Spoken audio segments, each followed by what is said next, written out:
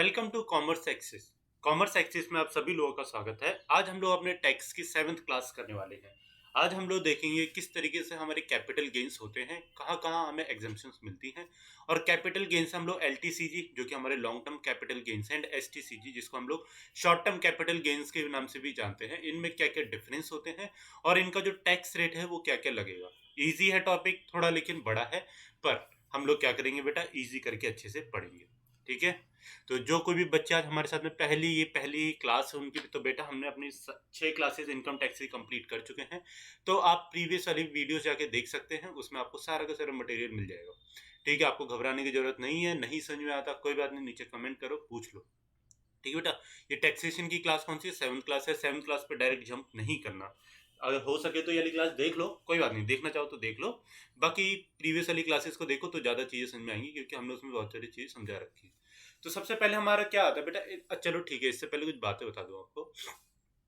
देखो, जैसे कि हमने क्या देखा था, सैलरी देखा था, है ना। हाउस प्रॉपर्टीज देख लिया था। तो इस तरीके से क्या होता है बेटा, एक और चीज हमारी होती है क्या, कैपिटल गेन्स।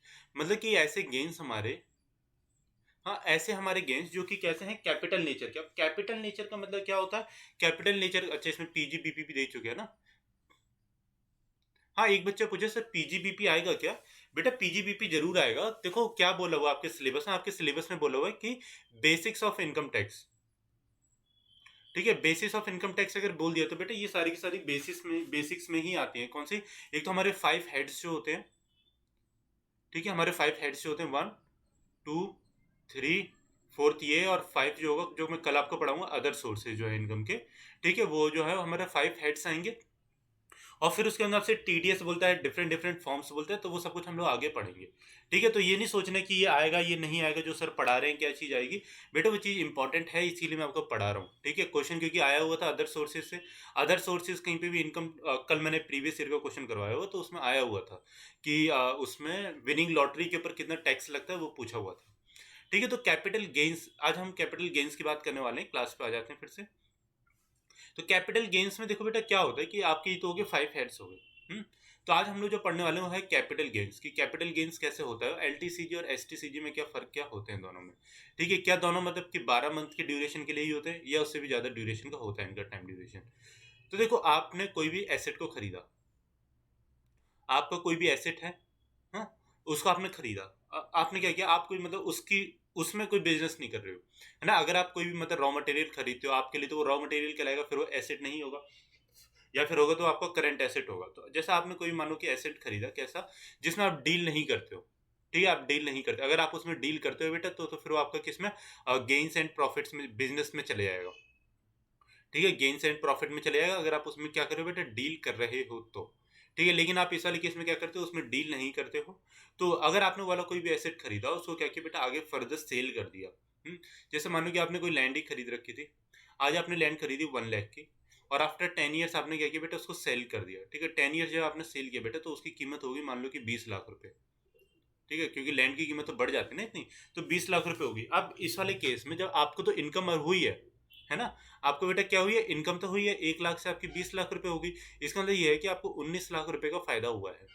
जब 19 लाख रुपए का फायदा हुआ बेटा, तो ये ना तो आपका सैलरी में गया, ना आपका पीजीबीपी में गया, ना ही ये आपका किस में गया बेटा, हाउस प्रॉपर्टी में गया। ठीक है। तो फिर पूछा कि इनकम टैक्स ने बोला कि भैया आपको फायदा तो हो रहा है, तो आप इसको किस हेड में डालोगे। आप इसको किस हेड में डालोगे, क्योंकि सरकार को तो पैसा चाहिए। तो फिर उसने बोला कि हम एक अलग से अपना लगाएंगे, हम एक अलग से अपना हेड बनाएंगे, जिसका नाम क्या होगा, कैपिटल गेन्स। ठीक है बेटा, जिसका नाम क्या होगा, कैपिटल गेन्स। अब इसमें सिर्फ और सिर्फ लैंड इंक्लूड नहीं होती, इसमें हमारा कोई भी एसेट इंक्लूड हो सकता है। ठीक है, कोई भी एसेट जो कि हमारे पास में, फिर वो चाहे शॉर्ट टर्म के लिए हो चाहे लॉन्ग टर्म के लिए, उससे कोई ज्यादा फर्क पड़ता नहीं है। ठीक है, तो लॉन्ग टर्म का जो होगा उसको हम लोग एलटीसीजी कह देते हैं। ठीक है, एलटीसीजी। और शॉर्ट टर्म का जो होगा बेटा, उसको हम लोग एसटीसीजी बोल देते हैं। ठीक है, तो ये दो तरीके की हमारी होती है, लॉन्ग एलटीसीजी और एसटीसीजी। दोनों में फर्क क्या होता है आगे पढ़ेंगे। और कैपिटल गेन्स क्या क्या चीजें होती हैं वो भी आगे पढ़ेंगे। अब ये बेसिक आपको समझ में आ गया होगा कि इस हेड को बनाया क्यों गया, क्योंकि ये हेड किसी में जाता नहीं ना, और किसी में जाता नहीं कि आपको मतलब कहीं से प्रॉफिट हो रहा है, ऐसी चीज है जहां से आप बिजनेस नहीं कर रहे हो, या फिर जहां से आपको सैलरी नहीं मिल रही, या फिर आपको कोई भी ऐसा मतलब हाउस नहीं है, प्रॉपर्टी नहीं है, आप उसको सेल कर देते हो। तो उस वाले केस में आपको प्रॉफिट वगैरह अगर हो जाता है, तो वो किस हेड में जाएगा। ठीक है। Income under the head of capital gains, ऐसी इनकम हमारी जो कि कैपिटल गेन्स के अंडर में आती है, ठीक है। तो ये पढ़ेंगे सबसे पहले। तो gain arising on transfer of capital asset is charge to tax under the head of capital gains.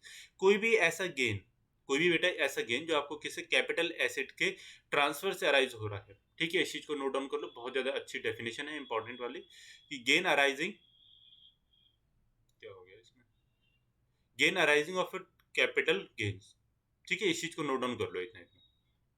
फिर income from capital gains is classified into STCG, ठीक है, जिसको हम शॉर्ट टर्म कैपिटल गेन्स भी कहते हैं, या फिर हमारा क्या एलटीसीजी, जिसको हम लोग लॉन्ग टर्म कैपिटल गेन्स भी कहते हैं, ठीक है। तो दो हेड्स में इस तरीके से डिवाइड कर लो, एसटीसीजी, ये तो खैर हर बच्चे को पता ही होगा, जो बीकॉम वाला बच्चा उसको तो पता ही होता है।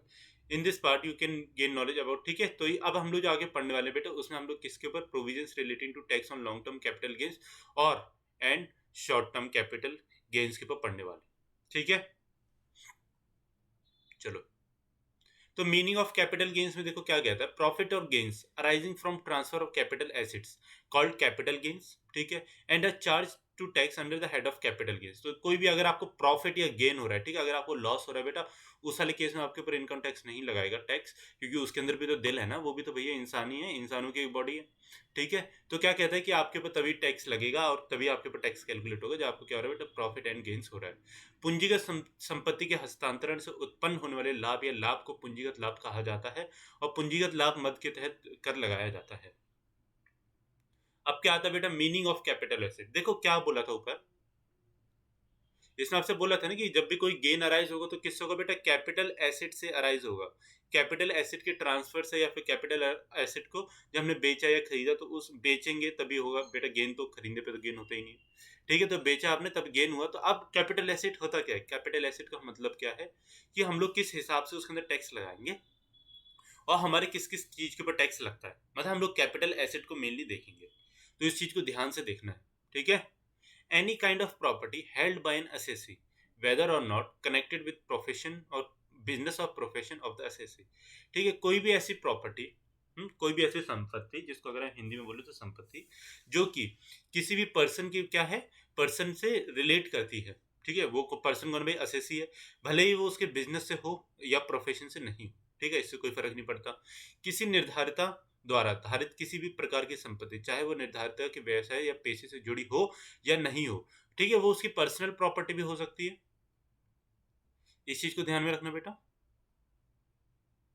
वो क्या हो सकती है बेटा, उसकी पर्सनल प्रॉपर्टी भी हो सकती है। सेकंड, या फिर उसके बिजनेस एंड प्रोफेशन से जुड़ी भी हो सकती है, ठीक है, उसके बिजनेस एंड प्रोफेशन से जुड़ी भी हो सकती है, क्योंकि इसने वेदर और नॉट लिख दिया ना, तो इस चीज को सही से समझना बच्चों को, ठीक है। Any securities held by FII, FII क्या होता है बेटा, कोई बताएगा मुझे नीचे कमेंट करके, एफआईआई होते क्या है। एफपीआई, एफआईआई बहुत ज्यादा चर्चा में रहते हैं ना आजकल, मुझे बताना नीचे कमेंट करके। Which has invested in such securities in accordance with the regulations made under the SEBI act 1992, however the following items are excluded from the definition of capital assets, ठीक है। एफआईआई द्वारा धारित कोई भी प्रतिभूति जिसने जिसमें सेबी अधिनियम 1992 के तहत बनाए गए नियमों के अनुसार ऐसी प्रतिभूति में निवेश किया है, हालांकि निम्नलिखित मदों के पूंजीगत संपत्ति की परिभाषा से बाहर रखा गया। कोई भी बेचा ऐसी एसेट या सिक्योरिटी जिसको कौन, एफआईआई खरीदते हैं, ठीक है। एफआईआई मैं कल आपको क्लास में समझा दूंगा, बाकी आप मुझे नीचे कमेंट करके बता देना कि एफआईआई का मतलब क्या होता है। तो उसको क्या बेटा, उसको एक्सक्लूड करा गया, क्योंकि चलो ठीक है, मैं अगर बता ही दूंगा आपको तो फिर आपको समझ में आ जाएगी, ठीक है। ये मैं आपको कल ही समझा दूंगा point. Any stock in trade, consumable stores और raw materials held for the purpose of his business और प्रोफेशन, ठीक है। कोई भी स्टॉक इन ट्रेड है, क्या है बेटा, स्टॉक इन ट्रेड है, कंज्यूमेबल स्टोर्स है और रॉ मटेरियल्स है, held for the purposes of the business और प्रोफेशन। कोई भी स्टॉक इन ट्रेड उपयोगी भंडार या उसके व्यवसाय या पेशे के प्रयोजनों के लिए रखे गए कच्चे माल, ठीक है। Personal effects, that is movable property, including wear and apparel, furniture held for personal use by the taxpayer or any member of his family dependent on him, but excludes। तो देखो कोई भी ऐसी चीज है जो कि किसके लिए आपकी मूवेबल प्रॉपर्टीज हैं, क्या है बेटा, मूवेबल प्रॉपर्टीज हैं, जैसे कि कोई भी फर्नीचर हो गया, एप्पल हो गया। अब आप सोच रहे हो सर फर्नीचर पे क्या है, ये क्या बात हुई बेटा, फर्नीचर से वही फर्नीचर नहीं होता जो हम लोग देखते हैं, ये जैसे 200 रुपए की 250 रुपए की टेबल आ गई, ऐसा नहीं। फर्नीचर में बेटा मतलब कुछ ऐसे आपके एंटीक पीसीस आ गए, जो कि कितने बेटा, कुछ मतलब आपके मान लो कि आपने 2 करोड़ रुपए की टेबल ही खरीद ली कोई, हाँ, ये कैसी बात कर रहे हो सर? होता है बेटा, ऐसा होता है। ठीक है, आपने 10 लाख रुपए का गेट लगवा लिया। अब भाई ऐसी चीज़ें हैं, ठीक है, हैं ऐसी चीज़ें, तो प्रावधान भी इनके लिए अलग से दिए गए हैं।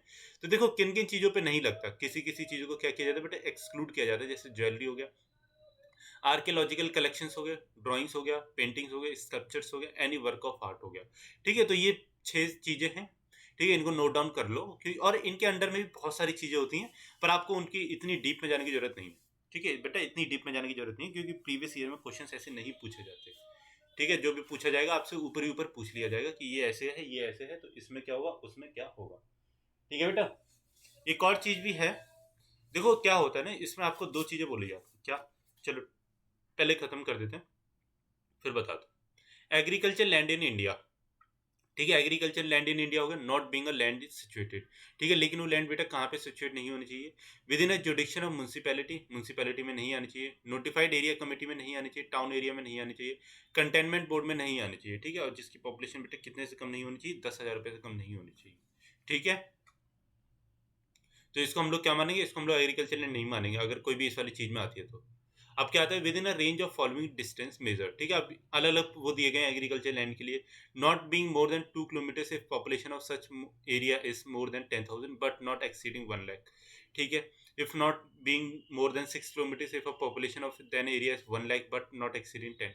तो ये आपको याद नहीं करना, याद नहीं करना, एक बार ध्यान में रख लेना बस इसको। ठीक है, एग्रीकल्चर जब इनकम पढ़ेंगे, अगर वैसे एग्रीकल्चर इनकम पढ़ने की जरूरत नहीं है, ठीक है, क्योंकि क्वेश्चंस आते नहीं एग्रीकल्चर इनकम से, पर एक बार मैं आपको ओवरव्यू करवा दूंगा, तो उस वाले केस में हम लोग इसको पढ़ लेंगे।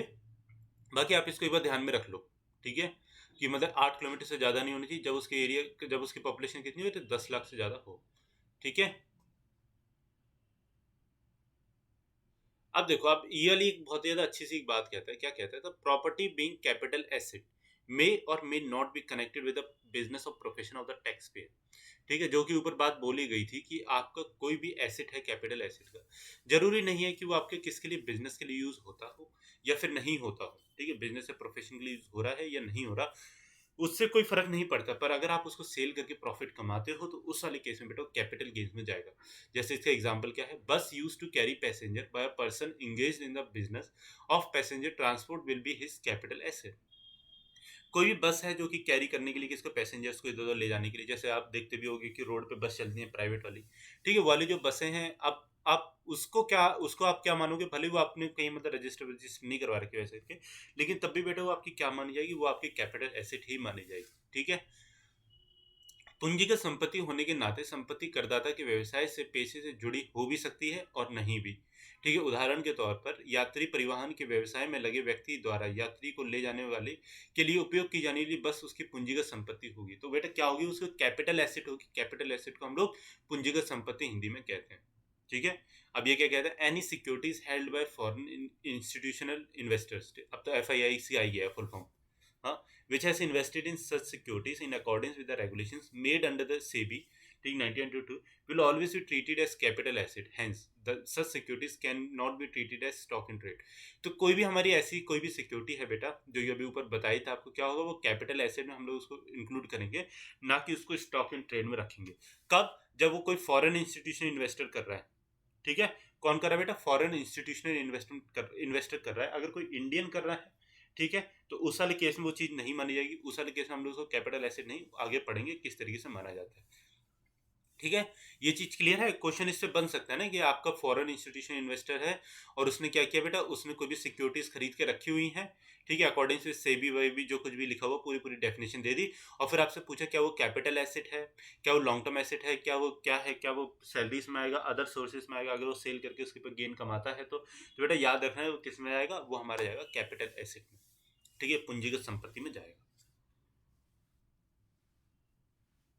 ये तो होगी हमारी लॉन्ग टर्म एसेट्स। अच्छा, लॉन्ग टर्म एसेट्स में आपको एक चीज बतानी थी, चलो यहाँ पे बताता हूँ। तो देखो इसमें ना दो चीजें होती हैं, एक होती है पॉजिटिव लिस्ट होती है।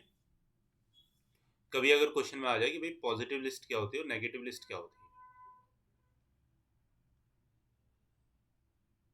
ठीक है बेटा, एक क्या होती है पॉजिटिव लिस्ट होती है, एक क्या होती है बेटा नेगेटिव लिस्ट होती है।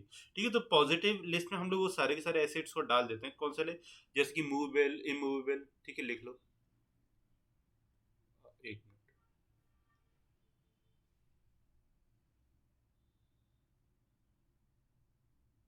मूवेबल एसेट हो गया बेटा, इमूवेबल एसेट हो गया कोई भी हमारा, ठीक है। टेंजिबल या फिर अगर हम इंटेंजिबल की बात करें तो वो भी हमारा चला जाएगा, ठीक है। इससे कोई फर्क नहीं पड़ता कि वो हमारा टेंजिबल है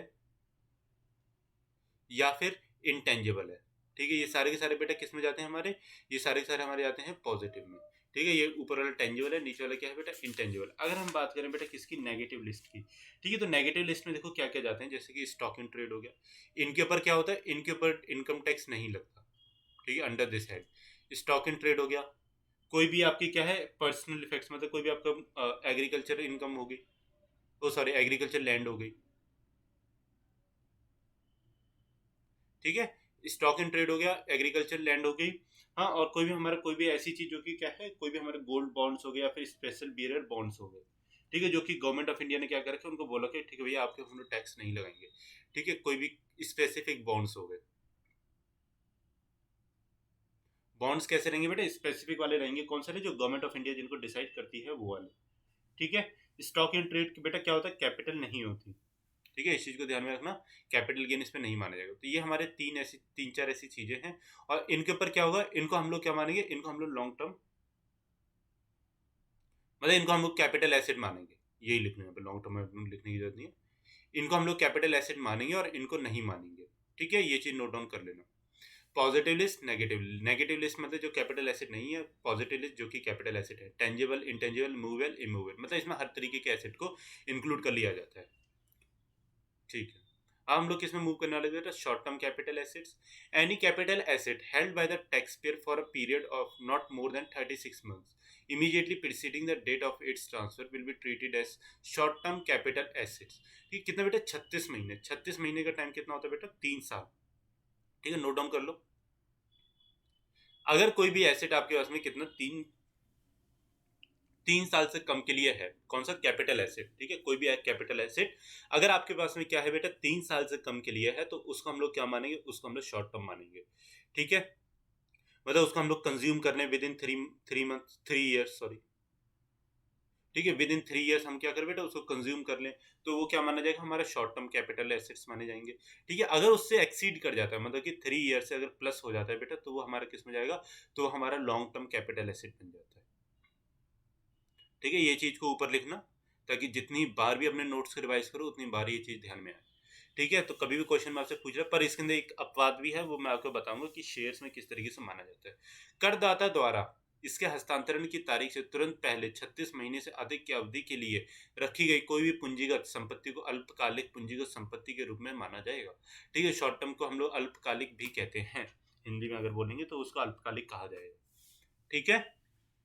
क्लियर, चलो। अब देखो, लेकिन कुछ ऐसी बातें हैं, however in respect of certain assets like shares which are listed in recognise stock exchange in India, listing of shares is not mandatory, ये सब छोड़ो। Units of equity oriented mutual funds, listed securities like debentures, government securities, units of UTI, zero coupon bonds, the period of holding to be considered is 12 month instead of कितना बेटा, 36 month. हम लोग कोई भी ऐसे की बात करते हैं बेटा, जो कि क्या है, हमारे शेयर्स हैं, ठीक है। क्या है बेटा, हमारे शेयर्स हैं, भले वो इक्विटी हो या प्रीफरेंस हो, उससे कोई फर्क नहीं पड़ता। या हमारे क्या हो बेटा, म्यूचुअल फंड्स हो, ठीक है। कोई भी लिस्टेड सिक्योरिटीज है, जैसे debentures, government securities, units of UTI, zero coupon bonds, ठीक है। तो इनको बेटा हम कितना, इसको हम लोग 12 महीने मानते हैं। अभी अभी मैंने आपको ऊपर बताया था ना कि हमारा क्या होता है, एक अपवाद है, वो नीचे पढ़ेंगे शेयर्स वाला। तो यही है कि जब भी हमारा कोई भी ऐसा एसेट होगा जिसको हम लोग क्या बोलते हैं बेटा, कई बार जिसको हम लोग इनटेंजिबल एसेट अपने बोल देते हैं, ठीक है। शेयर्स वगैरह इनटेंजिबल एसेट्स ही है ना। तो इन वाले एसेट्स की केस में बेटा क्या होगा, जो हमारा शॉर्ट जो ड्यूरेशन है वो 12 मंथ होगा, ना कि 6 मंथ्स, ठीक है। दोनों चीजों को नोट डाउन कर लो। ये तो हो गया कि कोई भी नॉर्मल एसेट हो गया, ठीक है। नॉर्मल एसेट के लिए ये चीज नोट डाउन कर ली थी ना, ठीक है। यहाँ पे अब मैं आपको बता देता हूँ आपको लिखना किस तरीके से, ताकि नोट बनाओ ना, तो मतलब कभी जिंदगी में वो भूलो नहीं, ठीक है। यहाँ पे लिख दो बेटा नॉर्मल एसेट्स, कौन सा वाले शॉर्ट टर्म है, ठीक है। नॉर्मल एसेट बेटा कितना है, फॉर 3 ईयर्स, ठीक है। जब से परचेज किया तब से। जब हम बात किसकी करते हैं, शेयर्स वालों की, ठीक है, शेयर्स के, क्योंकि जब हमने शेयर्स खरीदे तो हमारे लिए तो भैया एसेट ही है ना। तो शेयर एसेट्स के लिए बेटा कितना है, 1 ईयर, या फिर हम बोलेंगे क्या, 12 मंथ्स, ठीक है। वैसे 12 मंथ्स लिख लो, क्योंकि ऑफिशियल लैंग्वेज यही लिखती है, 36 मंथ्स या फिर 12 मंथ्स। ठीक है बेटा, ये चीज क्लियर है? Okay, very good. अब हम लोग चलते हैं किस बेटा, लॉन्ग टर्म कैपिटल एसेट्स। तो लॉन्ग टर्म कैपिटल एसेट की मतलब क्या होता है कि ऐसे कोई भी एसेट बेटा जो कैपिटल नेचर के हैं और जो हमारे पास में कितना है 3 साल से ज्यादा, या फिर अगर हम बोलेंगे कि शॉर्ट का जो शॉर्ट ड्यूरेशन जो था उसको क्या कर गए बेटा, उसको एक्सीड कर गए हैं। ठीक है, तो शॉर्ट का ड्यूरेशन बेटा कितना था, 36 मंथ्स का, या फिर बोलेंगे हम क्या 3 ईयर्स का। तो 3 ईयर्स में अगर हम प्लस कर देंगे, मतलब 3 ईयर्स में कितना भी एक दिन भी, अगर 2 दिन भी ऐड कर दिया बेटा, तो उस वाले केस में वो क्या बन जाता है, वो हमारा बन जाता है long term capital asset. Any capital asset held by the taxpayer for a period of more than 36 months immediately preceding the date of its transfer will be treated as long-term capital asset. करदाता द्वारा उसके हस्तांतरण की तारीख से तुरंत पहले 36 महीने से अधिक की अवधि के लिए रखी गई कोई भी पूंजीगत संपत्ति दीर्घकालिक पूंजीगत संपत्ति के रूप में मानी जाएगी। ठीक है, अब इसमें भी कुछ एक्सेप्शंस हैं, वो भी देख लेते हैं क्या होगा। तो बाकी आपको लिखना इस तरीके से है, लॉन्ग टर्म कैपिटल एसेट। ठीक है, सी लिख देता हूँ, मतलब करंट एसेट नहीं है, इसका कैपिटल एसेट ध्यान में रखना। ठीक है, कैप लिख लो आप इसको।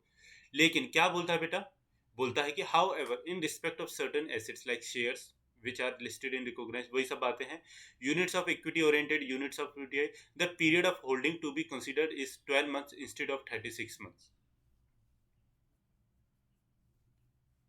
ठीक है, तो जब हम लोग लॉन्ग टर्म की बात करते हैं, तो देखो शॉर्ट टर्म में क्या था बेटा, इसमें हम लोग क्या मान रहे थे कि 12 मंथ्स को मान रहे थे। ठीक है, अब इस वाले केस में अगर हम लोग 12 मंथ्स को मतलब सक्सीड कर देते हैं, 12 मंथ्स को अगर हम लोग ऊपर कर देते हैं, तो जब हम लोग इसमें लिखते हैं क्या, नॉर्मल केस, तो कितना होना चाहिए बेटा, 36 मंथ्स प्लस होना चाहिए, है ना। ऊपर में हमने क्या लिखा था, विद इन। ठीक है, और जब हम बात किसकी करते हैं बेटा, शेयर्स की बात हम लोग करते हैं अगर, तो इसमें हम लोग क्या लिखेंगे बेटा, 12 मंथ्स प्लस। ठीक है, ऊपर देखो, ऊपर क्या था कि जब भी हमारा क्या विद इन हो जाए, ठीक है, यहाँ पे एक और चीज लिख लेना, विद इन, ताकि कंफ्यूजन रहे ही नहीं कभी भी। अगर हमारा विद इन 3 ईयर्स में कंज्यूम हो जाए, 36 मंथ्स में, 1 ईयर में, या 12 मंथ्स में, तो ये हमारे शॉर्ट टर्म माने जाएंगे। पर अगर हमको अपने लॉन्ग टर्म कैपिटल एसेट देखना है, तो बेटा 36 मंथ से ऊपर होना चाहिए। ठीक है, ओवर एंड अबाउट 36 मंथ्स, इसमें प्लस मैंने इसलिए कर दिया, या फिर 12 मंथ से ज्यादा अगर हमारा शेयर का केस है तो। ठीक है, क्लियर है बेटा, very good. Gain arising on transfer of short-term capital asset is termed as short-term capital gain, and gain arising on transfer of long-term capital asset is termed as long-term capital gain. तो साफ सीधी सी बात है बेटा, short term से जो capital asset को जो transfer करने से जो हमको गेन जो होगा, उसको हम लोग शॉर्ट टर्म कैपिटल गेन कहेंगे। और कोई भी ऐसी चीज जो कि हमको लॉन्ग टर्म कैपिटल एसेट के ट्रांसफर करने से होगी बेटा, उसको हम लोग क्या कहेंगे, उसको हम लोग लॉन्ग टर्म कैपिटल गेन कहेंगे। However, there are few exceptions to this rule, like gain on depreciable asset is always taxed as short term capital gain. Note down कर लो, इस वाली लाइन को हाईलाइट कर देता हूँ, इस वाली लाइन को नोट डाउन कर लो। ठीक है, हिंदी वाले बच्चे यहाँ पे इसको नोट डाउन कर लेंगे। अरे क्या,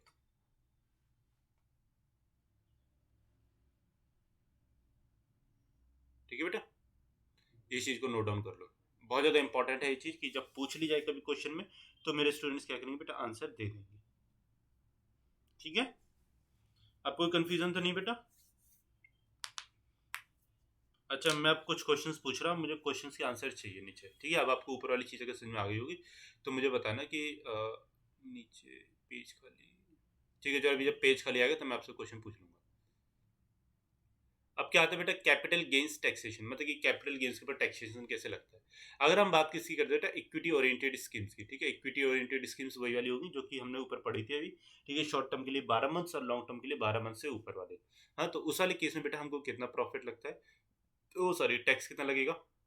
अगर इंडिविजुअली एचयूएफ है, डोमेस्टिक है, एनआरआई, तो 10%, 10%, 10%। ठीक है, capital long term capital gains. अगर हम बात किसकी करते हैं बेटा, शॉर्ट टर्म कैपिटल गेन्स है, तो उसमें 15%, 15% और कितना लगेगा बेटा, 15% लगेगा। इस सारी टेबल को लिख लो। ठीक है, जब हम किसकी बात करें बेटा, इक्विटी की बात करें, मतलब जितने भी हमारे शेयर्स वगैरह हैं। ठीक है, शेयर्स हो गया, यूटीआई हो गया, हाँ यूटीआई हो गया, और क्या था बेटा, जीरो बॉन्ड्स थे, है ना, और गवर्नमेंट की कोई भी सिक्योरिटीज थी ऐसी वाली जो कि स्पेसिफाइड हैं। ठीक है, तो इन सब में अगर हम बात करेंगे, अगर हमको लॉन्ग टर्म कैपिटल गेन्स होगा तो 10%, 10%, 10% लगेगा। और अगर हम बात किसकी करेंगे बेटा, शॉर्ट टर्म कैपिटल गेन्स की, तो 15%, 15%, 15%। ठीक है, तीनों का रेट सेम है। ठीक है बेटा, कोई कंफ्यूजन तो नहीं है, इस वाले चार्ट को बना लो। जब हम बात किसकी करते हैं अदर देन इक्विटी, मतलब कि कोई भी ऐसे नॉर्मल वाले जो मैंने आपको एसेट्स लिखवाए हैं, ठीक है, नॉर्मल वाले बेटा जो एसेट्स लिखवाए तो उसमें इंडिविजुअल, डोमेस्टिक, एनआरआई तीनों की अलग अलग बनेगी। तो लॉन्ग टर्म में देखो 20%, 20%, 20%, और शॉर्ट टर्म में क्या बेटा 30%, 30%, मतलब उसका जस्ट क्या हो गया, डबल हो गया।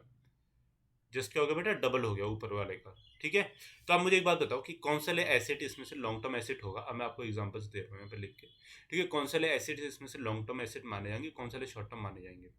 कोई हमारा हाउस था, ठीक है, हाउस था, हमने उसको क्या किया बेटा, विद इन 24 मंथ्स में क्या कर दिया, सेल कर दिया परचेज करने के बाद में। अभी बताओ मुझे एल टी सी जी होगा इसमें, हमको फायदा हो गया, या फिर एस टी सी जी होगा। ठीक है, नॉर्मल होगा या फिर शेयर्स होगा, एन एस करके लिख देना नीचे। ठीक है, हाउस हो गया 1, 2 में, 2 जैसे कि कोई भी आपके क्या हो गए, शेयर्स हो गए, चलो ठीक है, शेयर्स हो गए, शेयर्स हमने 18 मंथ्स पे सेल करे हैं। ठीक है, 18 मंथ्स पे सेल किए। अब मुझे इसमें बताओगे एल टी सी जी होगा या फिर क्या होगा बेटा, एस टी सी जी होगा, या फिर ये नॉर्मल होगा, या फिर शेयर्स वाला केस होगा। ठीक है, सबसे पहले ये हो गया। फिर हम लोग अगर आगे बात करें, क्या म्यूचुअल फंड हो गया हमारे। ठीक है, 3 की बात करेंगे। म्यूचुअल फंड्स हो गया, आपने कितने में उसको सेल कर दिया, 6 मंथ्स में आपने उसको सेल कर दिया। ठीक है, सेल किया है। परचेज तो अलग चीज है। ठीक है, परचेज पे प्रॉफिट नहीं होता ना, सेल पे ही होता है हमेशा प्रॉफिट। एल टी सी जी है, या फिर एस टी सी जी है, या फिर हमारा मतलब नॉर्मल केस है, या फिर शेयर वाला केस है। ठीक है, और एक और फोर्थ वाला की अगर हम बात करें, दिख रहा है ना बच्चों को नीचे। ठीक, अगर हम बात किसकी करें बेटा, फोर्थ वाले की बात करें, तो फोर्थ वाले में हो गया जैसे कि मानो कि चलो ज्वेलरी, डायमंड मान लेते हैं। ठीक है, आपने क्या किया बेटा, डायमंड खरीद के रखे हुए थे, और आपको उसका ड्यूरेशन कितना हो गया, आपको उसका ड्यूरेशन हो गया 9 मंथ्स का। ठीक है, अपनी मर्जी से सब कुछ ले रहा हूँ।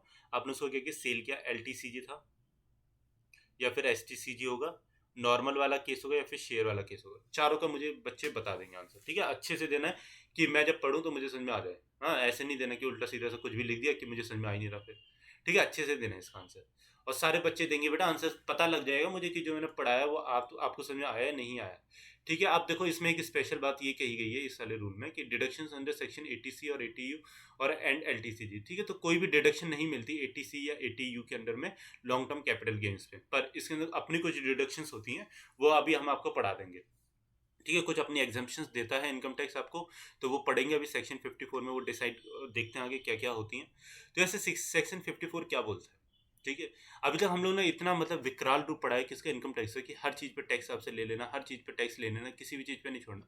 पर इनकम टैक्स आपसे कुछ चीज़ें ऐसी भी है जिस पे आपको क्या करता है, टैक्स को छोड़ देता है। जैसे सेक्शन 54 ये बोलता है, a person wanted to shift his resident due to certain reason, hence he sold his old house and from the sale proceeds he purchased another house. ठीक है, उसने क्या किया बेटा, अपने पुराने वाले घर को बेच दिया, और उससे क्या किया बेटा, उसने नया वाला घर को खरीदा। ठीक है, in this case the objective of the seller was not to earn income by sale of old house. इस वाले केस में अगर हम बात करें तो जो हमारा ओनर जो था, जैसे मानो कि कभी आपको किसी मजबूरी में कोई घर बेचना पड़ गया, और फिर उसके बाद में क्या करते बेटा, आप दूसरा घर खरीद लिया। ठीक है, तो उस वाले केस में कभी भी वो जो घर जो होगा, वो क्या, वो आपको कोई मतलब ऐसे तो नहीं ना कि आपको प्रॉफिट कमाना है इसलिए घर को बेच रहे हैं, ऐसी बात नहीं है। आपने किस लिए बेचा, आपकी कुछ मजबूरी रही होंगी। तो इनकम टैक्स उस वाले केस में बेटा क्या करता है, but to acquire another suitable house. If in this case the seller was liable to pay income tax on capital gains arising on sale of old house, then it would be hardship on him. अगर इस वाले case में IT जो है मतलब income tax जो है, अगर वो उसके ऊपर टैक्स लगा दे, तो ये बेटा उसके साथ में एक तरीके क्या है, ज्यादती हो जाएगी, कि वो सोचेगा यार मैं तो भैया अपना एक घर बेचने के लिए दूसरा घर खरीद रहा था, हाँ, तो उसके लिए मेरे पर इनकम टैक्स ने इनकम इनकम वो टैक्स लगा दिया यार, मैं तो कोई इनकम भी नहीं करवाई जी इससे, मैं तो इसलिए खरीद रहा था क्योंकि मुझे ये वाले घर से अच्छा वो वाला घर लग रहा था। ठीक है, तो क्या कहता है आगे देखो, section 54 gives a relief from such a hardship. तो सेक्शन 54 जो है बेटा वो क्या करता है, उसको एक रिलीफ देता है, उसको बोलता है कि ठीक है, आपने नया घर को खरीदा, आपने नए घर को खरीदा, बहुत ज्यादा अच्छी बात है, आपको हार्दिक शुभकामनाएं, अब हम आपके ऊपर टैक्स नहीं लगाएंगे। ठीक है, आपके ऊपर टैक्स नहीं लगाएंगे, पर इसमें भी कुछ वो है, रेस्ट्रिक्शंस है ना, क्योंकि फिर लोग क्या करेंगे बेटा, लोग तो अपने घर को कितने में भी बेच के और कितने का भी महंगा महंगा घर खरीदते रहेंगे। तो आगे क्या है वो चीज अभी देखेंगे। Section 54 gives a relief to a tax payer who sells his residential house and from the sale proceeds he acquires another residential house. ठीक है, इस चीज को हाईलाइट कर लो, बिल्कुल लिख लो। ठीक है, हिंदी वाले बच्चे यहां से लिखेंगे, हिंदी वाले बच्चे पूरा पूरा इसको लिख लेंगे। ठीक है बेटा, इसको नोट डाउन कर लेना पूरा पूरा। ये 2 लाइनें हैं, इनको नोट डाउन करना बहुत ज्यादा जरूरी है। चलो ठीक है, आप पॉज करके नोट डाउन कर लेना, तो आगे चलते हैं। The benefit of section 54 is available only to an individual और एचयूएफ। ठीक है, बेनिफिट जो है बेटा इसका किसको मिलेगा, सिर्फ और सिर्फ एक इंडिविजुअल को मिलेगा या फिर एचयूएफ को मिलेगा। ठीक है, पर्सन की जो हमने लिस्ट पढ़ी थी, हर किसी को इसका बेनिफिट नहीं मिलता। The assets transferred should be a long term capital asset. जो एसेट जो ट्रांसफर हुआ है बेटा, वो लॉन्ग टर्म कैपिटल एसेट होना चाहिए, तभी आपको सेक्शन 54 के तहत मिलेगी। ठीक है, अगर शॉर्ट टर्म हुआ या फिर कैसा भी हुआ तो उस वाले केस में आपको नहीं मिलेगी। Being a residential house property, ठीक है, और वो बेटा कैसी होनी चाहिए, एक रेजिडेंशियल हाउस प्रॉपर्टी होनी चाहिए। हस्तांतरित संपत्ति एक आवासीय गृह संपत्ति होने के नाते एक दीर्घकालिक पूंजीगत संपत्ति होनी चाहिए। ठीक है, कैसे बेटा, आवासीय, जिसको हम लोग रेजिडेंशियल बोलते हैं। Within a period of 1 year before और 2 years after the date of transfer of old house, the tax payer should acquire another residential house or should construct a residential house within a period of 3 years from the date of transfer of the old house। देखो सबसे ज्यादा important बात ये है अब इसमें कि आपने मानो कि ये आपका घर था पुराना वाला, ठीक है, लाइन समझ में नहीं आएगी कोई बात नहीं, ये आपका घर था, ओल्ड हाउस था, ठीक है, तो इसको ओ लिख देते हैं। और आपने क्या किया बेटा, नया हाउस परचेज करने के लिए गए, ठीक है, इसको न्यू लिख देते हैं। तो ये क्या बेटा, आपका नया घर है, लेकिन इनकम टैक्स आपसे ये बोलता है कि आप इस वाले घर को बेच दो। ठीक है, इस वाले घर को क्या करो, बेच दो, हम आपको सेक्शन 54 के तहत एग्जम्पशन दे देंगे, हम आपके ऊपर इनकम टैक्स नहीं लगाएंगे। पर शर्त ये कहती है कि आप ये नहीं कहोगे कि मैं घर खरीदने जा रहा हूँ। ठीक है, आप बोल दो कहीं कि मैं बेटा घर खरीदने के लिए जा रहा हूँ, और आप घर खरीदो ही नहीं, है ना, और आप घर खरीदो ही नहीं और आप क्या ले लो, इसमें से एग्जम्पशन ले लो। तो इनकम टैक्स ये बोलता है कि बेटा आपको आपको कितने साल में, one within a period of 1 year before और 2 years after the date of transfer. ठीक है, आप मतलब 1 साल पहले या तो आप घर ले लो, ठीक है, तो आपको एग्जामेशन मिल जाएगी इसमें, या फिर आप कितना 2 साल बाद तक घर को ले लो, ठीक है, नहीं तो आपको एग्जामेशन नहीं मिलेगी। या फिर अगर आप घर का क्या करवा रहे हो, कंस्ट्रक्शन करवा रहे हो, ठीक है, या फिर अगर आप घर का कंस्ट्रक्शन करवा रहे हो तो 3 years तक आपको क्या मिलेगा बेटा, 3 years तक आपको एग्जाम मिल सकता है। अगर आपने घर को नहीं बनवा पाया 3 साल में, या फिर 2 साल में घर को नहीं खरीद पाए, या फिर आपने पहले से भी 1 साल से घर नहीं खरीद के रखा हुआ था, तो उस वाले केस में आपके ऊपर क्या होगा बेटा, ये आपका फिर से उसमें इंक्लूड हो जाएगा, किसमें, कैपिटल गेन्स में चले जाएगा। ठीक है, नेक्स्ट प्रीवियस ईयर के। तो इस चीज को ध्यान में रखना, इस वाली लाइन को लिख लो सभी बच्चे, क्वेश्चन पूछ लिया जाए कभी तो कर दोगे। क्या हो गया, ठीक है, ये चीज समझ में आ गई ना, कि 1 साल पहले तक का होना चाहिए।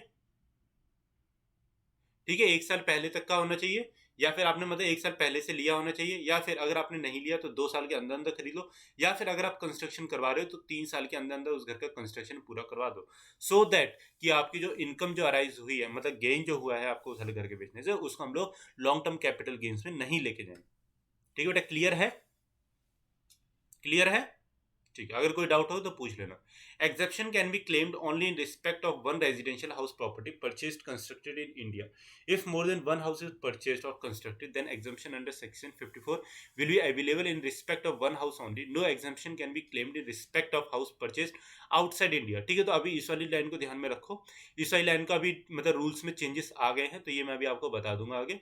वैसे पहले क्या था, पहले ये बोलता था सेक्शन 54 कि आपको एक ही घर के अंदर मतलब वन रेजिडेंशियल हाउस प्रॉपर्टी है तभी आपको एग्जेम्पशन मिलेगा, वरना आपको एग्जेम्पशन नहीं मिलेगा। ठीक है, अभी इसमें कुछ चेंजेस हैं, वो नीचे मैंने इसमें डाले हुए। No exemption can be claim, तो ये वाली लाइन इसलिए नहीं है कि सर ने गलती से डाल दी, ये वाली लाइन इसलिए है कि बच्चे कंफ्यूज नहीं हो कि सर हमने तो 1 year पढ़ा था, कोई बात, वन रेजिडेंशियल हाउस पढ़ा था, कोई बात नहीं बेटा, पढ़ा था कोई बात नहीं, ये था पहले रूल। ठीक है, पहले वाला रूल था, पर अभी वाला रूल को क्या कर दिया गया, हटा दिया गया। तो वो क्या हटा दिया गया वो मैं आपको बता दूंगा, पर ये वाला रूल अभी भी है। No exemption can be claimed in respect of house purchase outside India. मतलब आपने क्या किया, आपने यहाँ से इंडिया से घर बेचा, जैसे विजय माल्या होगा मान लो, ठीक है, उसका बहुत बड़ा फार्म हाउस था करोड़ों रुपए का, तो उसने यहाँ से फार्म हाउस को अपने बेच दिया मानो कि 10 करोड़ का, और वो कहाँ चला गया बेटा, वो यूके में चला गया। कहते मैं तो भैया यूके में अपनी रेजिडेंशियल प्रॉपर्टी खरीदूंगा। आपने तो रेजिडेंशियल प्रॉपर्टी कहा था ना, तो मैं तो यूके में खरीदूंगा। तो इसके लिए इनकम टैक्स बोलता है तुम ध्यान दो, इधर इधर आओ बेटा, इधर आओ। उसका कान पकड़ के लेके आती है, उससे बोलती है ये वाली लाइन भी पढ़ो। No exemption can be claimed in respect of house property purchased outside India. भारत से बाहर खरीदे गए घर के संबंध में किसी भी छूट का दावा नहीं किया जा सकता है। ठीक है। और फिर विजय माल्या का कान पकड़ के छटकाएगी, बोलेगी भैया इतना तो तुमने घपला कर दिया, ऊपर से यहाँ से अपने जो आपके घर वाले हैं वो भी बेच के भाग रहे, तो चलो इसका तो इनकम टैक्स कम से कम पे कर दो। हाँ, अब चलो सेक्शन 54 ईसी क्या बोलता है, old asset, any asset, new asset, specified bonds.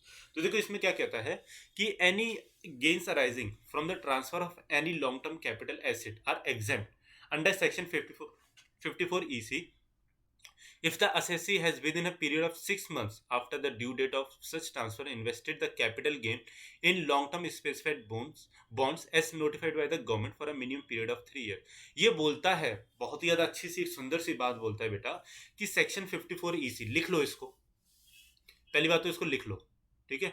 ये है इंपॉर्टेंट वाले हमारे वो हैं क्या सेक्शंस हैं,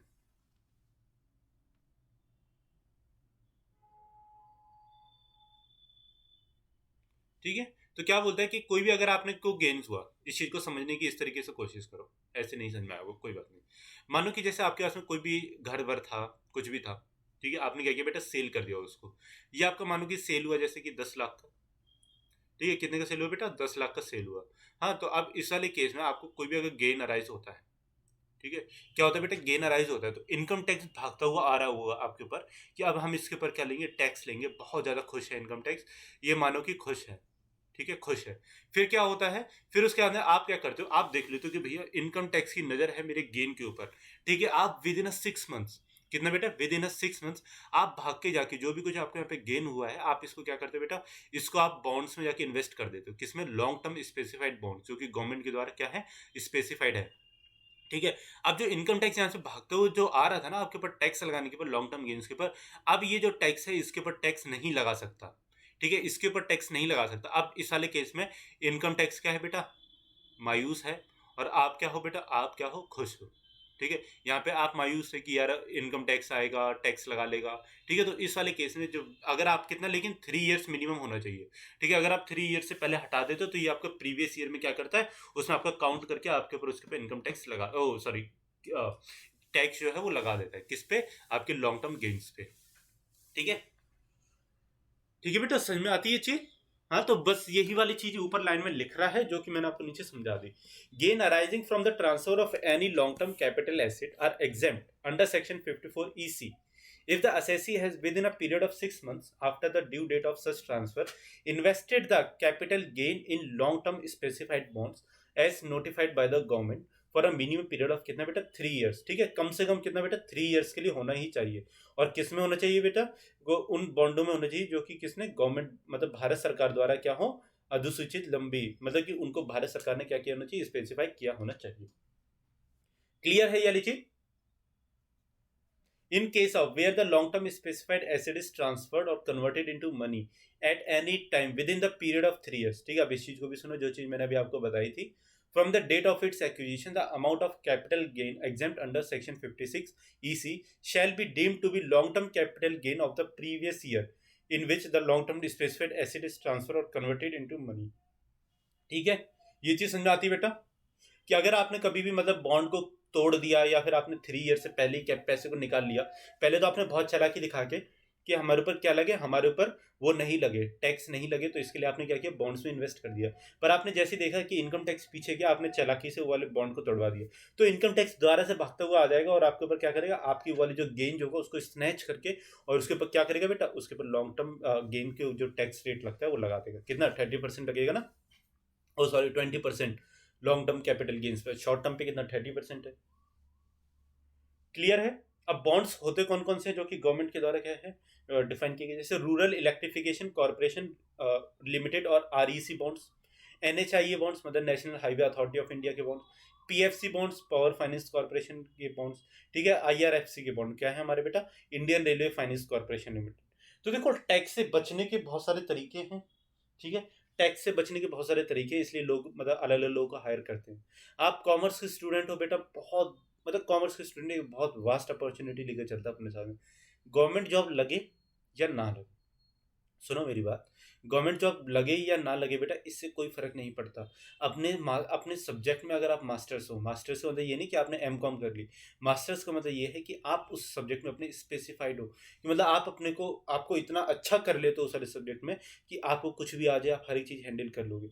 और अगर आप बेटा किसी के भी यहाँ पे सुनो मेरी बात यहाँ पे, किसी भी आप अगर कोई भी सीए है आपके आसपास में, ठीक है, जॉब नहीं लगती, परेशान हो, हाँ, कोई भी सीए है, कोई भी ऐसा पर्सन जो कि टैक्स के मामले में काम करता है, उसके अंडर में 1 ईयर काम करो।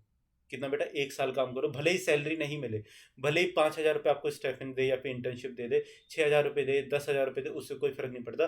पर 1 साल में अपने अंडर में वो सारी सारी कैपेबिलिटीज लेके आओ जो वो कर रहा है पर्सन, ठीक है, वो पर्सन कर रहा है, उससे कम रेट में, उससे थोड़े से कम रेट में अपनी खोलो और ये सब काम बताओ। यार ये सब लोग आम इंसान को नहीं पता होती ये सब चीज़ें, जब तक उसको नहीं पढ़ा तब तक नहीं पता। किसी भी एक ऐसे इंसान को पकड़ो, छोटी मोटी दुकान को पकड़ो, उसको बताओ कि भैया तेरे से हम इस तरीके से इनकम टैक्स बचा सकते हैं, ये काम तेरे पर कर सकते हैं, जीएसटी सीखो, है ना, ये सब चीज़ें हैं बेटा काम की।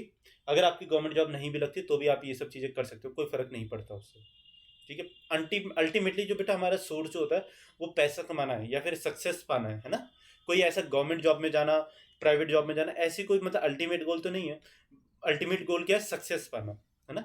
सेक्शन 54F क्या बोलता है, old asset, any asset, new asset या फिर कोई भी रेजिडेंशियल हाउस, ठीक है, ये इन सब चीज़ों को डिफाइन करता है। Any gain arising to an individual और HUF from the sale of any long term asset other than residential property shall be exempt in full if the entire net sales consideration is invested in the purchase of one residential house within 1 year before or 2 years after the date of transfer of such an asset or rent, ठीक है। Construction of one residential house with in 3 year, तो ये वही वाली बात को कह रहा है जो ये मैंने ऊपर आपको समझाई थी। सेक्शन 54F ये बोलता है कि अगर आपने कोई भी एसेट को परचेज किया है, ठीक है, अदर देन किसी रेजिडेंशियल प्रॉपर्टी, क्योंकि रेजिडेंशियल प्रॉपर्टी से तो सेक्शन 54 आपको पहले से ही एग्जाम्प्ट दे रहा है, ठीक है। अगर आपने कोई भी ऐसी एसेट को बेचा है जो क्या है सेक्शन 54 के अंडर, मतलब कि रेजिडेंशियल प्रॉपर्टी नहीं है, और उससे आप क्या करते हो बेटा, उसको आप इन्वेस्ट कर देते हो किसमें, रेजिडेंशियल हाउस में। और कंडीशन क्या है, सेम टू सेम वही है कि आपने 1 साल पहले घर खरीद रखा है, या फिर आपने क्या किया 2 साल बाद घर खरीद लिया, या फिर आपने क्या किया 3 साल के अंदर में घर बनवा लिया,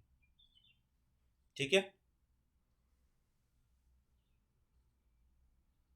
अब देखो, अब ये चीज सुनो, exemption under section 54 can be claimed in respect of capital gain arising on transfer of capital asset being long term residential house property with effect of assessment year 2020-21, a taxpayer has an option to make investment in 2 residential houses properties in India, ठीक है। जो चीज मैं आपको बता रहा था ना, ऊपर बार बार वन हाउस लिख रहा था, ठीक है, ऊपर बार बार वन हाउस लिख रहा था, तो अब इस चीज को ध्यान में रखना कि 2020-21 के बाद से उसको 2 रेजिडेंशियल हाउसेस कर दिया गया है, ठीक है। पहले जो 1 था उसको 2 कर दिया गया। इसके लिए मैंने डाला था कि आप लोग क्या करोगे, 1 को याद रखोगे कि 1 को काट दिया गया है, ठीक है, 2 क्या है, 2 ही रहेगा अब, ठीक है, आपको कंफ्यूजन नहीं होगी कभी भी। To claim under section 54 exemption, this option can be exercise by the taxpayer only once in its life time. कितना बेटा, जिंदगी में आप एक ही बार कर सकते हो, बार बार नहीं कि आज घर खरीदा फिर कल को बेच दिया, फिर घर खरीदा फिर बेच दिया, फिर आप क्या कर रहे हो, हर बार 10-10 लाख रुपए ले रहे हो और हर साल घर को क्या करते हो, बेच देते हो। तो आपकी तो आप इनकम का सोर्स यही हो गया। मानो कि आपने 1 करोड़ रुपए का घर खरीदा, ठीक है, और 1 साल बाद मानो कि उसकी कीमत बढ़ के 1 करोड़ 14 लाख रुपए होगी। आपने क्या किया, इसको सेल कर दिया, 1 करोड़ 14 लाख रुपए कमाए, फिर से 1 करोड़ का घर खरीद दिया कहीं पे, फिर से उसकी कीमत बढ़ गई। तो इस तरीके से नहीं चलेगा बेटा। जिंदगी में आपको एक ही बार, मतलब पूरी पूरी लाइफ टाइम में आपको कितनी बार, सिर्फ एक ही बार इसका क्या मिलेगा, इसका फायदा मिल सकता है। पर और लॉन्ग टर्म का जो कैपिटल गेन का जो बेटा एक्सीड सॉरी, सर्दी बहुत है, ठीक है। तो आपको कैपिटल गेन से बेटा कितनी से एक्सीड नहीं करनी चाहिए, 2 करोड़ से उसके जो वो है इन फायदा जो है वो क्या करना चाहिए, वो एक्सीड नहीं करना चाहिए, ठीक है। क्लियर है बेटा। सेक्शन 54 के अंडर में 2 घर आप ले सकते हो, ठीक है, इस चीज को नोट डाउन कर लेना। तो इस तरीके से कुछ लिखोगे, सेक्शन 54, ठीक है। यहाँ पे क्या होगा, 1 हाउस का, तो यहाँ पे लिख देना क्या, ओल्ड प्रोविजन, ठीक है, ताकि आपको याद रहे। और यहाँ पे रॉन्ग लगा देना कि मतलब इसको हटा दिया गया है, ठीक है। 2 हाउसेस, न्यू प्रोविजन। मैं बिल्कुल अपने नोट इसी तरीके से बनाता हूँ, मैं बता रहा हूँ, मैं जिस तरीके से आपको बता रहा हूँ इसी तरीके से नोट्स अपने बनाता हूँ, ठीक है। ये हो गया पहली बात, तो ये चीज अब कंफ्यूजन नहीं होगी। एक घर के लिए ओल्ड वाला प्रोविजन था जो कि काट दिया गया है, 2 घर हैं, न्यू प्रोविजन है जो कि अभी चल रहा है, ठीक है। और एग्जाम लिमिट कितनी है बेटा, 2 करोड़ तक की है, और once in a life time,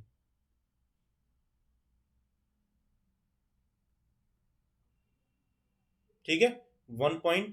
2 point और 3 पॉइंट्स, ये तीनों के तीनों पॉइंट्स याद रखने हैं और क्या करने हैं, एकदम मतलब एग्जाम के पॉइंट ऑफ व्यू से याद रखने, ये बहुत ज़्यादा इंपॉर्टेंट है क्योंकि आपसे पूछ सकता है कि एक घर के लिए एग्जाम्पशन मिलेगा सेक्शन 54 में, 2 घर के लिए मिलेगा, कितने तक मिलेगा, लाइफ टाइम के लिए मिलेगा, कैसे मिलेगा, ठीक है, आपको कोई कन्फ्यूजन नहीं होगी। तो इसमें हमारा कैपिटल गेन्स में यही सब कुछ था, ठीक है, बाकी और कुछ ज़्यादा इसमें है नहीं, तो इतना ही पढ़ना है आपको और इतना ही आपके पेपर में आएगा भी। इससे बाहर कुछ भी जैसे छोटे मोटे क्वेश्चन पूछ सकता है, तो वो चीज़ आपको छोटी मोटी चीज़ें बेटा ध्यान में रखोगे, ठीक है, भूलना नहीं है ना कुछ भी जो भी कुछ पढ़ा है। और कल क्या पढ़ेंगे, कल पढ़ेंगे इनकम फ्रॉम अदर सोर्सेज, तो सभी बच्चे इसका आंसर जरूर देंगे। Listed equity shares will be treated as long term capital assets if they are held by the tax payer for a period of more than, ठीक है, मोर देन पूछा हुआ months immediately preceding the due date of its transfer. सूचीबद्ध equity, अभी आज जो class है उसी पे क्वेश्चन है। इक्विटी शेयरों के दीर्घकालिक पूंजीगत संपत्ति के रूप में माना जाएगा, किसमें, लॉन्ग टर्म एलटीसीजी में, वे यदि वे करदाता द्वारा उसके हस्तांतरण की तारीख से तुरंत पहले महीने से अधिक की अवधि के लिए रखे जाते हैं। क्या फिल इन द ब्लैंक्स है आपका 12, 24, 36 या 48, ठीक है, पढ़ाया था क्वेश्चन, याद भी करवा दिया था अच्छे से। Generally long term capital gains is charge to tax, ठीक है, 2 कैटेगरी आपको बताई थी, एक नॉर्मल वाली और एक शेयर्स वाली। तो जनरली का मतलब होता है नॉर्मली, ठीक है, plus surcharge and cess are applicable, ठीक है, आमतौर पर लंबी अवधि के दौरान पूंजीगत लाभ पर एट द रेट कितने का इनकम टैक्स लगाया जाएगा, प्लस अधिभार या उपकर जैसे लागू होकर लगाया जाता है 10%, 15%, 20% या 30%, ठीक है, लॉन्ग टर्म है, एलटीसीजी है, और किस में, नॉर्मल वाले गुड्स पे है। तो 2 क्वेश्चन है और ऊपर एक क्वेश्चन जो आपको बोला था वाले क्वेश्चन का मुझे कल आंसर चाहिए, ठीक है। तो जो भी कोई बच्चा नया है आज पहली बार जुड़ा है बेटा, चैनल को सब्सक्राइब जरूर करना, वीडियो इसको लाइक करो, अगर अच्छी लगती है तो दूसरों से तो शेयर भी कर सकते हो, बता सकते हो कॉमर्स एक्सेस आप लोगों के लिए किस तरीके से फ्री यूपी पीसीएल का बैच दे रहा है, ठीक है, जिसमें हम आपको अकाउंट्स, ऑडिटिंग और टैक्स पढ़ा रहे हैं, ठीक है। इंग्लिश वाली मैम आपको इंग्लिश पढ़ाती हैं, तो इंग्लिश तो ऑलमोस्ट सिलेबस कंप्लीट हो चुका है हमारा, अकाउंट्स ऑडिटिंग कंप्लीट हो चुका है, अभी टैक्सेशन चल रहा है, तो इस वीक के लास्ट तक ये टैक्सेशन भी कंप्लीट हो जाएगा। फिर हम लोग बेटा क्या करेंगे, प्रैक्टिस प्रैक्टिस एंड प्रैक्टिस, शाम को 8 बजे डेली 8 PM पे क्या होती है बेटा, लाइव क्लास होती है, ऑल्टरनेटेड इस पे होती है, मतलब आज होगी अकाउंट्स की क्लास, ठीक है, कल किसकी होगी, इंग्लिश की क्लास होगी, ठीक है, फिर उसके बाद अकाउंट्स की क्लास होगी, फिर इंग्लिश की क्लास, और संडे को हम लोग क्या करते हैं बेटा, प्रीवियस ईयर के क्वेश्चंस करते हैं। तो आप कल वाली जो मेरी वीडियो थी प्रीवियस ईयर की, उसमें मैंने आपको बीआरएस भी समझाया था, तो जिन बच्चों को बीआरएस में कुछ भी कन्फ्यूजन है, नहीं समझ में आता, तो उसमें मैंने आपको बहुत अच्छी ट्रिक बताई थी कि आपको किस तरीके से करना है, ठीक है, ज़्यादा कुछ नहीं याद करना, धीरे धीरे सब कुछ हो जाएगा। तो वाली वीडियो को देख लेना और लाइव क्लास में जोड़ो यार, लाइव क्लास में जोड़ा करो ना, ताकि आप लोग को भी फायदा हो। क्वेश्चन भी पूछ सकते हो वहाँ पे, अराइज कर सकते हो कोई भी क्वेश्चन अगर डाउट वगैरह होता है तो, ठीक है। तो कल मिलते हैं अपनी फिर नेक्स्ट वीडियो के साथ में, बाकी thank you so much for watching this video.